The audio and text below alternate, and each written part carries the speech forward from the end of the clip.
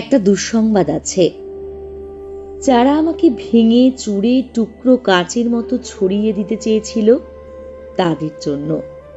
দুঃসংবাদটি তাদের জন্য যারা ভেবেছিল আমি হোঁচট খেয়ে পড়ে গেলে আর কখনো উঠে দাঁড়াতে পারবো না, মুখ থুবড়ে পড়ে থাকবো গা ঘিনঘিনে কাদায়, আর আমাকে ছিঁড়ে কাগজের মতো কুচি কুচি করে হাওয়ায় ভাসিয়ে দিলে আমি হারিয়ে যাব দিকশূন্যপুর।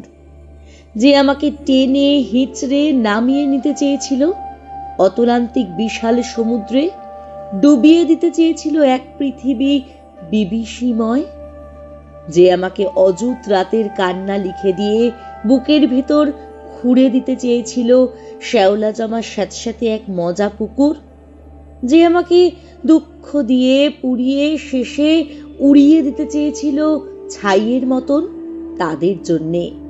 তাদের জন্য দুঃসংবাদ। আমি এখন পাখির মতো, আমায় ছিঁড়ে কুচি কুচি ভাসিয়ে দিলে এখন আমি ডানা মেলে আকাশ জুড়ে উঠতে জানি। কাটা যায় না, ভাঙা যায় না। আমি এখন জলের মতন, ভেসে যেতে যেতে হঠাৎ জলোচ্ছ্বাসে ভাসিয়ে দিতে